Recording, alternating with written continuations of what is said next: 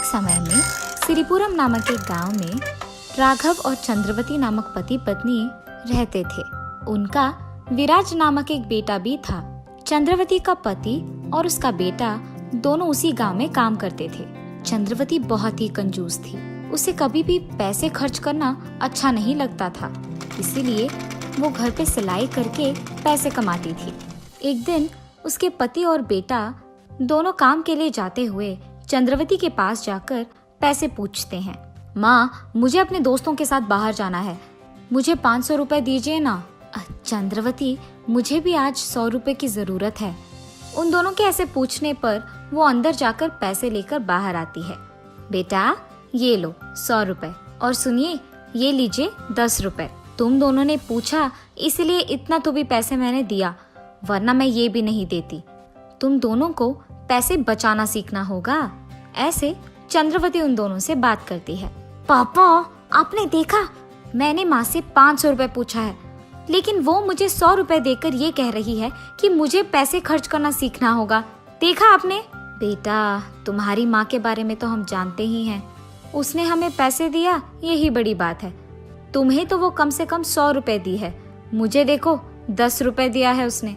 ऐसे ही बाप बेटे दोनों हर रोज चंद्रवती के कारण किसी न किसी बात पे दुख होते थे। ऐसे कुछ दिन बीत जाते हैं।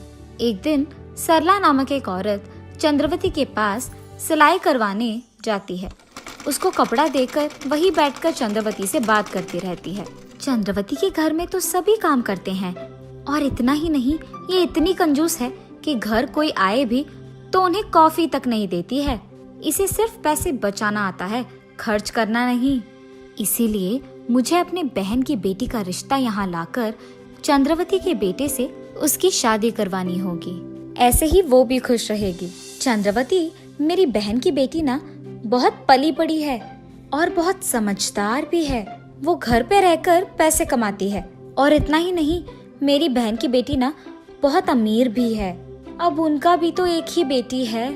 वो सोच रहे थे कि कोई अच्छे नौकरी करने वाले मर्द से उसका शादी हो जाए, और अब तुम्हारा बेटा भी तो अच्छी नौकरी ही कर रहा है, तो क्यों ना हम उन दोनों की शादी करवा दे। सरला तो कह रही है कि एक ही बेटी है और अमीर भी है, तो उनके बाद वो सारा जायदाद मेरे बेटे को ही आएगा।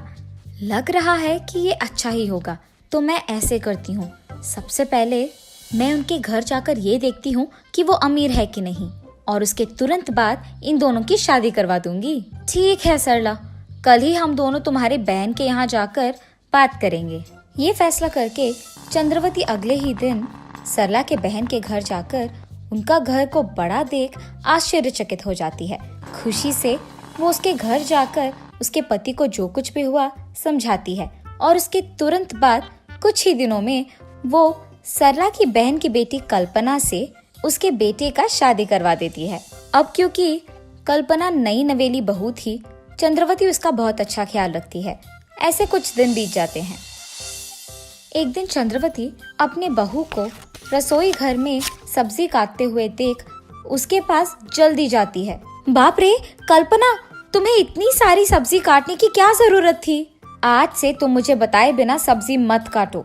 फिलहाल तुम सिर्फ इन 4 टमाटर को काटकर खाना पकाओ, और उसमें मिर्ची पाउडर ज्यादा डालो, और बस सभी के लिए ये ठीक रहेगा। ऐसे कहकर वो उसके बहू के बगल में ही रहकर उससे सब्जी बनवाती है। इतने में बाहर से सब्जी वाले को सुनकर कल्पना बाहर जाती है। कल्पना को वहां जाते देख चंद्रवती भी उसके पीछे वही जाती है।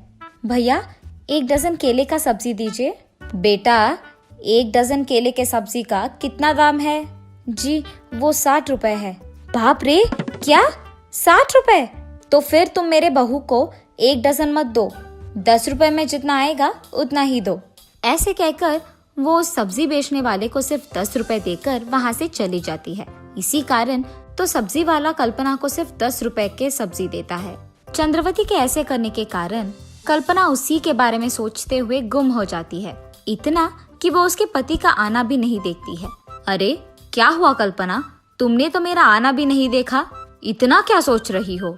उसके पति के ऐसे पूछने पर जो कुछ भी हुआ वो उन्हें समझाती है। अरे कल्पना, तुम माँ के बारे में इतना सोच रही हो, फिक्र मत करो, माँ बचपन से ऐसे ही है, वैसे मैंने सोचा कि तुम्हें शादी से पहले ही माँ के बारे में सब कुछ पता है। मेरी माँ ने हमारी शादी इसलिए करवाई है क्योंकि तुम अमीर हो, इसलिए उन्होंने तुम्हारे पास दहेज भी नहीं लिया। ज्यादा सोचो मत, बस माँ की बात मान लो। तो इसका मतलब ये है कि मेरी सासू माँ पैसों को ज्यादा गौरव देती है। मुझे कुछ भी करके उनको सबक सिखाना होगा, वरना ये भी हो सकता है कि वो मुझे एक न एक दिन घर से बाहर निकाल दे। इससे पहले मुझे उनका बर्ताव बदलना होगा। ये फैसला करके वो अगले दिन उसके सासू माँ के आने से पहले ही खाने में ज्यादा सब्जी और कम मिर्ची पाउडर डालकर बनाती रहती है।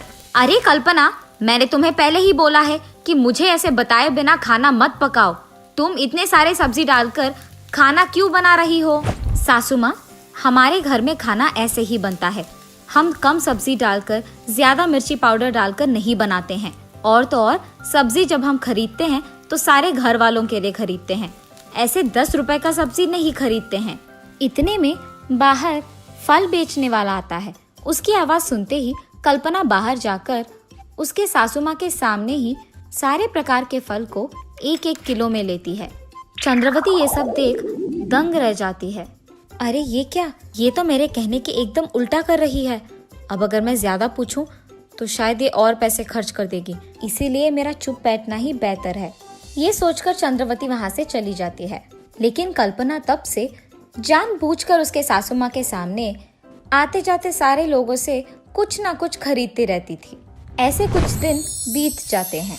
एक दिन जब कल्पना ढेर सारे सब्जियां खरीदकर घर के अंदर जा रही थी, चंद्रवती उसे देख ऐसे कहती है, ये क्या है कल्पना, रोज रोज तुम्हारा खर्चा बढ़ ही रहा है।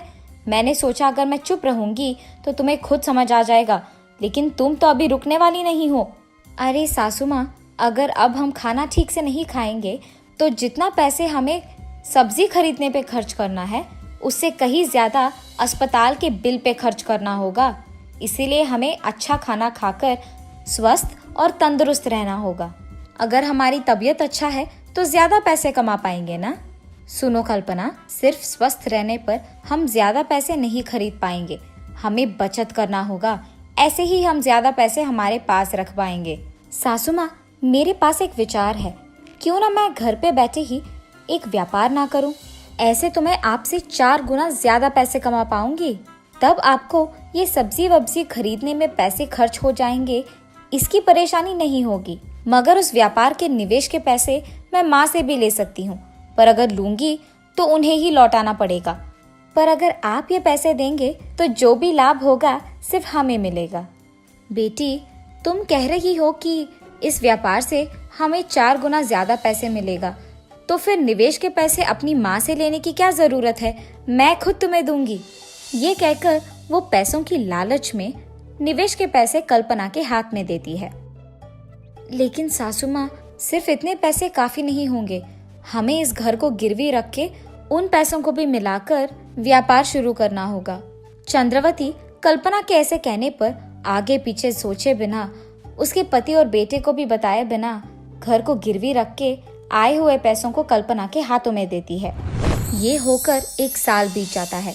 उसके बावजूद कल्पना कोई भी पैसे चंद्रवती को लाकर नहीं देती है।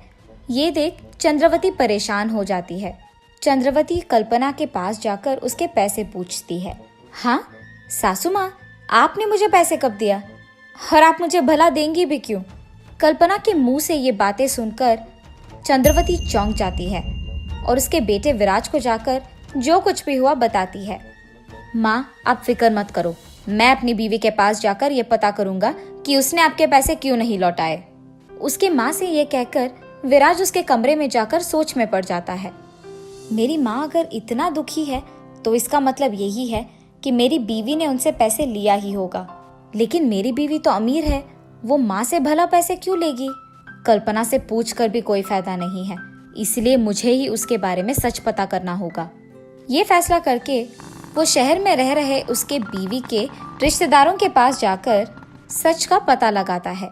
तब उसे ये पता चलता है कि उसकी बीवी अमीर ही नहीं है। कल्पना के माँ बाप ने उसकी माँ चंद्रवती से झूठ कहा था। ये सुनकर विराज दंग रह जाता है और घर आते ही उसके माँ के सामने ही कल्पना का सच पूरा बाहर निकाल देता है क्या तुम अमीर नहीं हो? देखो कल्पना, तुम अमीर नहीं हो ठीक है, लेकिन तुमने मेरे पास जो पैसे लिया है वो तो लौटा दो। सासू माँ, मुझे माफ कीजिए। जो पैसे आपने निवेश के लिए दिया था उससे मैंने व्यापार शुरू तो किया, लेकिन मुझे नुकसान भुगतना पड़ा और अब मेरे पास कोई पैसे नहीं है। मुझे पता नहीं चल रहा था कि आपको मैं ये कैसे बताऊं, इसीलिए मैंने झूठ कह दिया कि आपने मुझे पैसे ही नहीं दिया। कल्पना की इन सारी बातें सुनकर चंद्रवती आश्चर्यचकित हो जाती है और इसी बारे में सोच सोच कर वो बीमार पड़ जाती है। चंद्रवती को ऐसे देख विराज अस्पताल से डॉक्टर घर लेके आता है और वो डॉक्टर चंद्रवती का जांच पड़ताल करके यही बताता है कि उन्हें अच्छी पोषक आहार खाना है और समय पर दवाई भी लेना है। सिर्फ और सिर्फ तब वो ठीक हो सकती है। डॉक्टर के ऐसे कहने पर विराज हर रोज आए हुए पैसों से उसकी माँ की दवाइयाँ खरीद कर, उनके लिए सारे प्रकार के फल खरीद कर उन्हें खिलाते हुए, उनकी देखभाल करते हुए उनके पास ही रहता है। ऐसे कुछ दिन बीत जाते हैं। एक दिन चंद्रवती उसके बेटे को दवाइयों के लिए पैसे खर्च करना देख बहुत निराश होती है। उसको ऐसे निराश देख विराज उनके पास जाकर ऐसे पूछता है, माँ, आप अब भी पैसों के बारे में सोच रही हैं? नहीं बेटा, मैं अपनी सेहत को खराब करके तुमसे ऐसे पैसे खर्च करवा रही हूँ। माँ, मुझे इन पैसों से बढ़कर आपका सेहत है। आप पहले इस सब का चिंता छोड़कर खुश रहिए। आप सिर्फ ठीक से खाना खाइए और स्वस्थ रहिए। कम से कम अब तो पैसों का चिंता करना छोड़ दीजिए। माँ, तुम सही कह रहे हो बेटा। जब मेरे पास पैसे थे मैंने उन्हें कभी खर्च नहीं किया और मैंने बहुत कंजूसी किया है, और आज जब मेरा सेहत खराब हो गया है मैं अब भी पैसे खर्च नहीं कर पा रही हूँ क्योंकि मेरे पास कुछ बचे ही नहीं है। पैसों के कारण ही मैंने अपना सेहत बिगाड़ दिया है। अगर अब भी मैंने अपना बर्ताव नहीं बदला तो मैं हमेशा पछताऊंगी। तुम सबको भी मेरे कंजूसी के कारण बहुत भुगतना पड़ा, उसके लिए मुझे माफ कर दो बेटा। मैं आइंदा ऐसे कभी नहीं करूंगी। उसकी ये सारी बातें कल्पना वहीं रहकर सुनती है।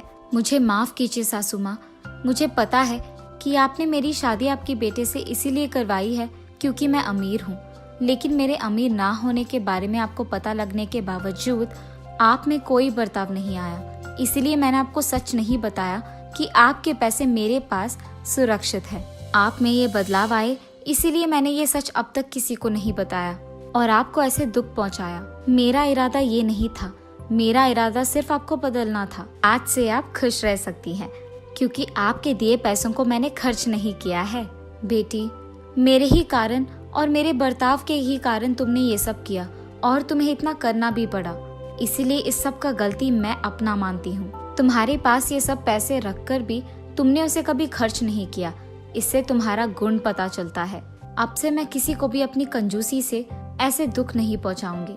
ये वादा करके चंद्रवती उसके बर्ताव में बदलाव लाती है और उसके घर और परिवारवासी सारे खुश रहते हैं।